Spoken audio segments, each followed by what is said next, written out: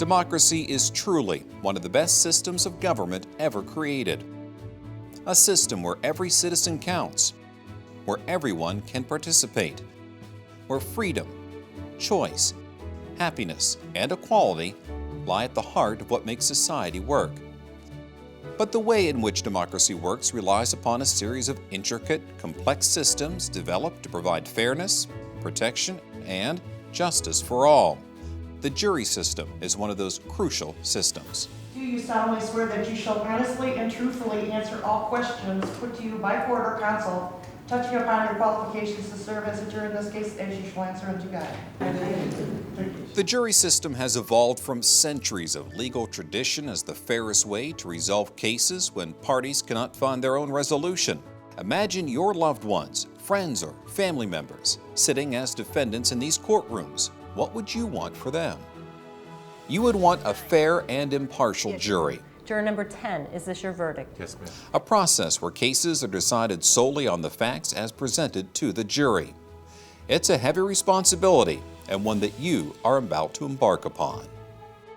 You could be on the next jury for the Cuyahoga County Court of Common Pleas. Your vote could be the ultimate decider in the resolution of a civil or criminal case, or fate could decide that you won't actually get to serve during a trial. But either way, you're here today to do your duty as an American citizen, to be a critical part of the judicial process. You could hold the fate of someone in your hands. Based on that, she will be guilty. Still not convinced. To rule based on facts and by the law, to be fair and impartial, just as you would want for your loved ones. The jury system isn't always easy to understand, but one thing we know for sure, without citizens like you, our entire system of justice would struggle. Thank you for voting. You're here because you're voters. We draw our jurors from the ranks of the registered voters. So by voting, you participate in your democracy. You are a critical element in the American justice system. Without jurors, certainly the justice system would not work.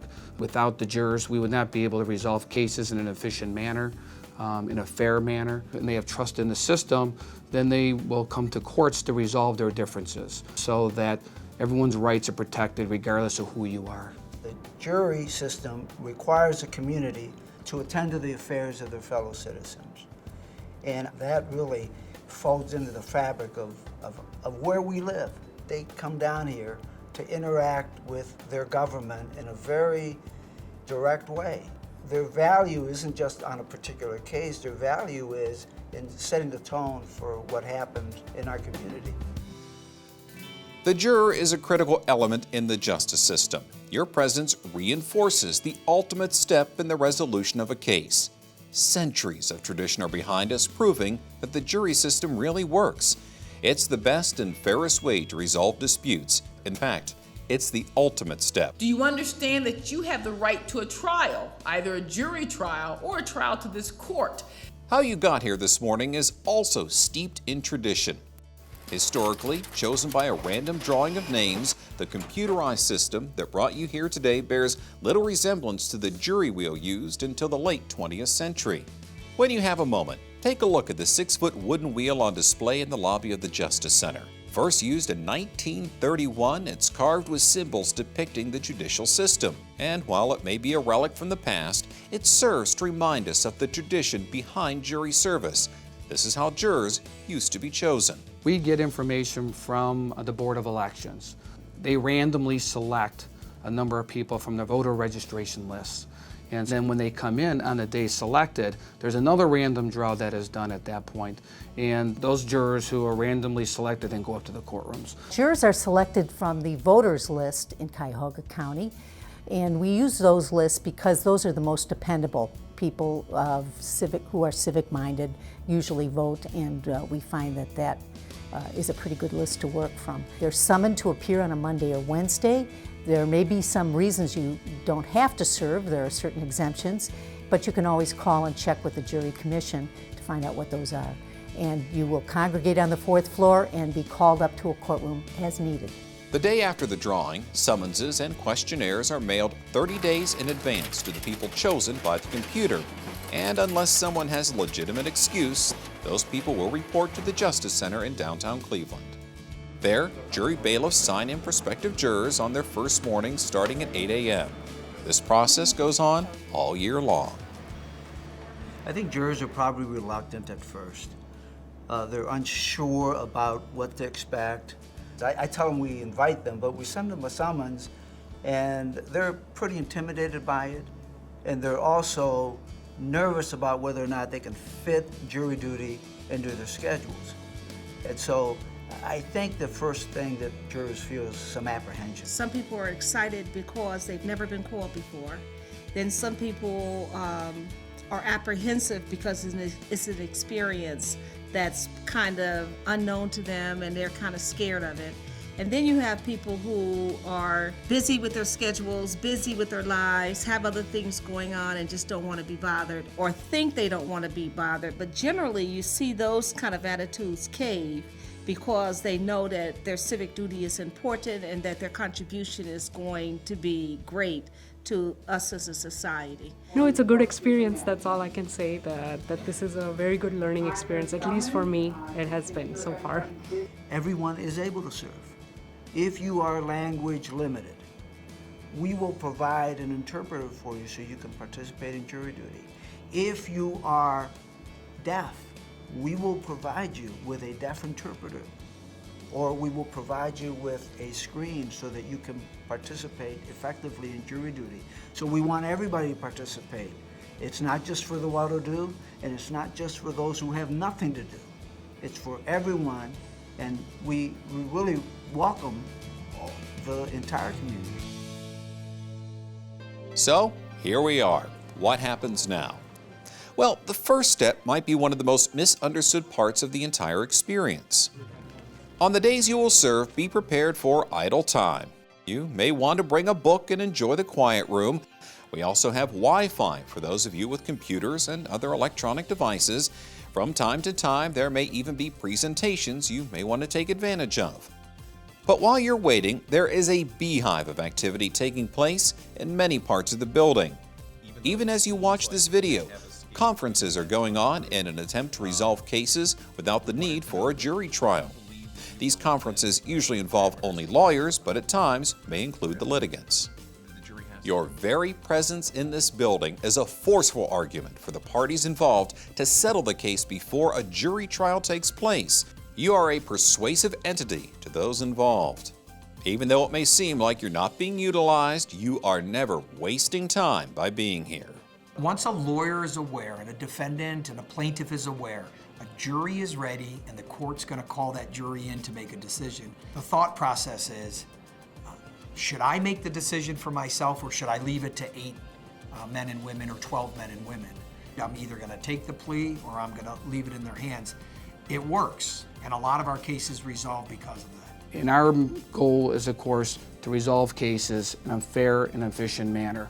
So just again, the mere presence of jurors being here is such an important part of our justice system, not only here in Cuyahoga County, but the state of Ohio. The civic duty, I think you should do it, and it's an honor to do it.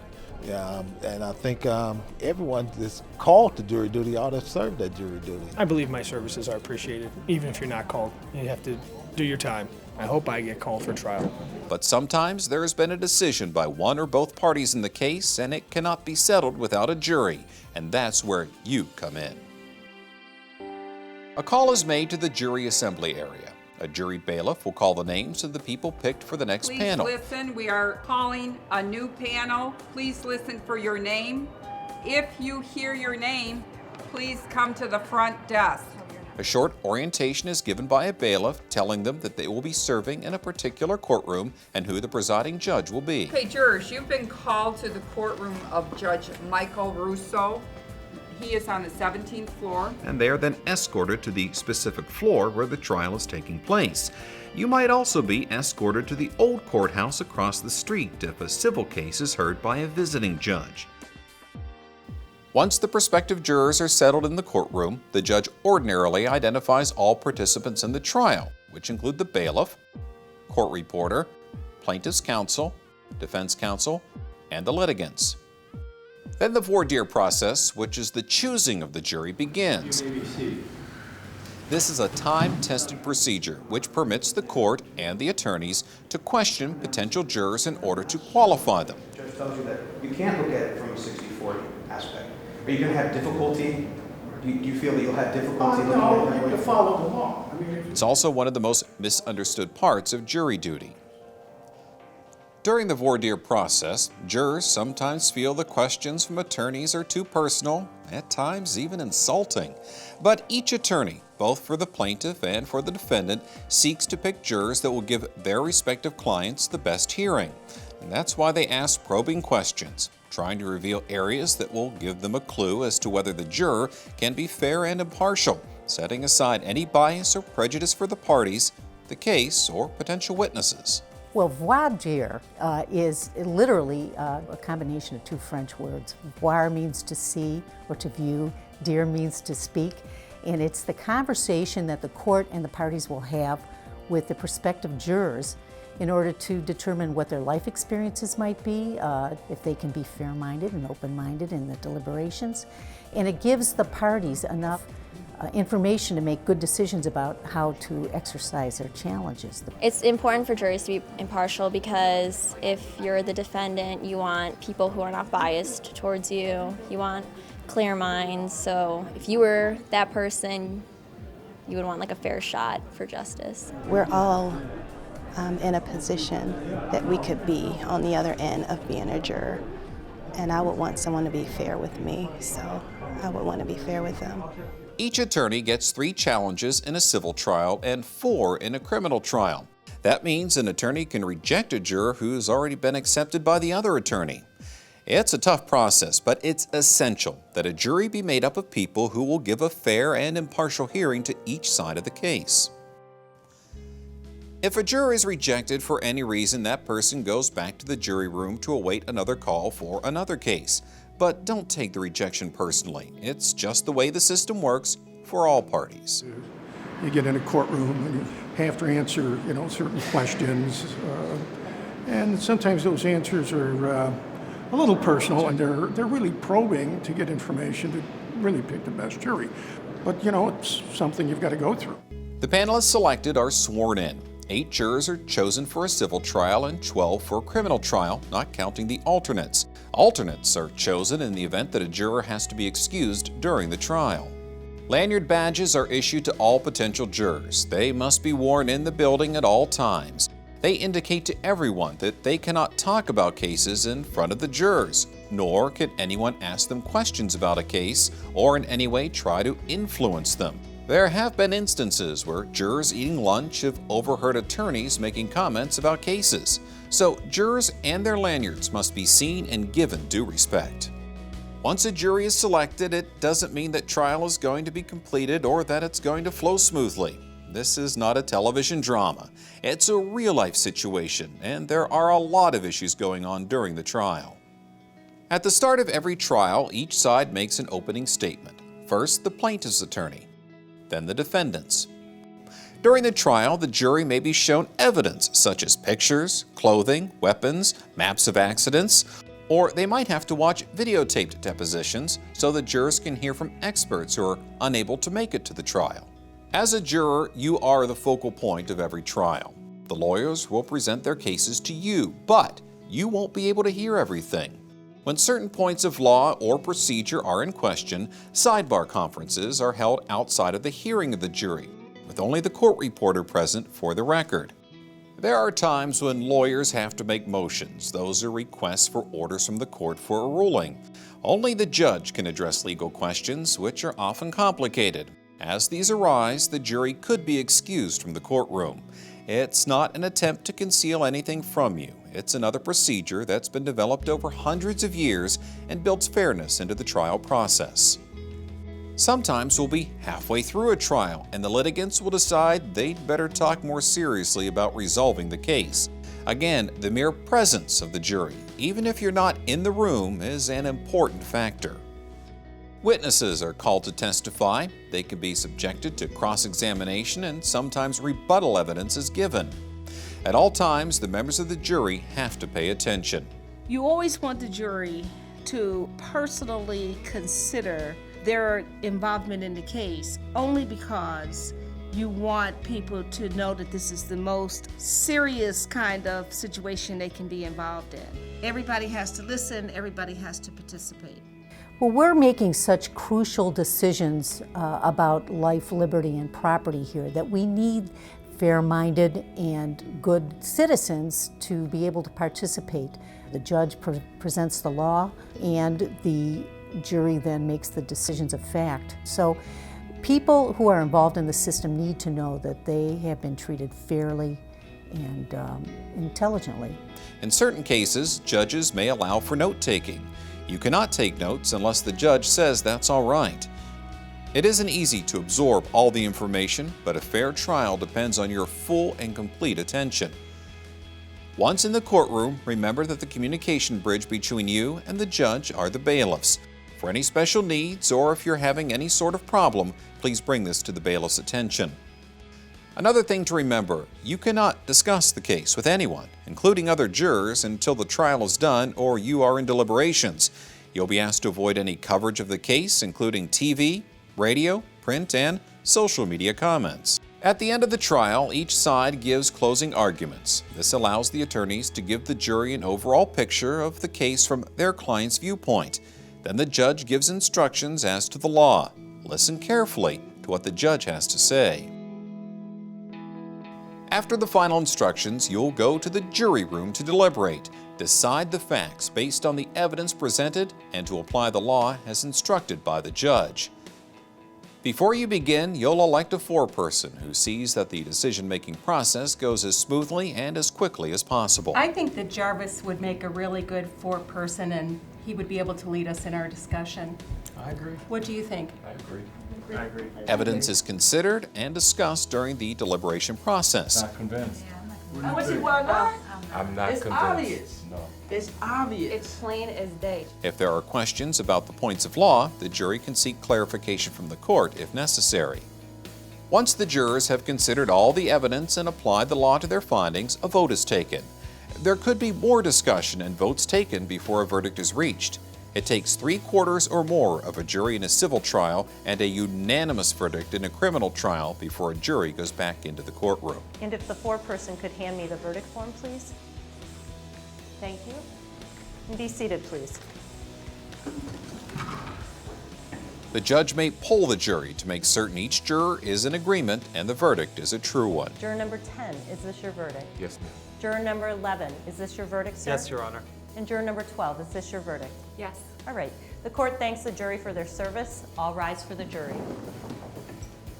Okay, you're excused to the back. The jury is then discharged. You'll report back to the jury assembly room for further instructions or discharge.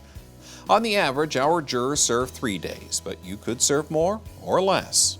You are not required to speak with any member of the media or lawyers. It's your own personal choice if you want to talk, but you are under no obligation to speak with anyone concerning your jury duty. Checks covering your daily fee as jurors will be mailed to your home.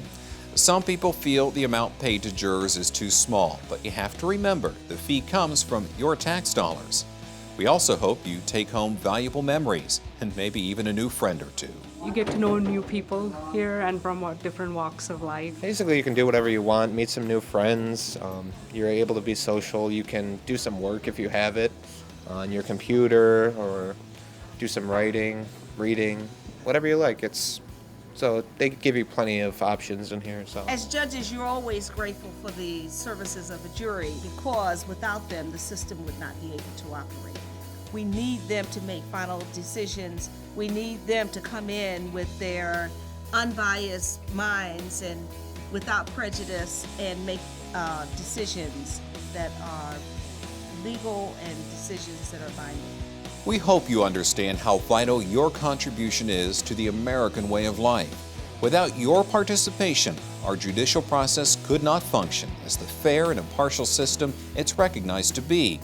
You may have moments of frustration, you may be separated from family and friends and your jobs, but we hope you get a better understanding and appreciation of how democracy works. This is the only place where every day government, turns over power to the community.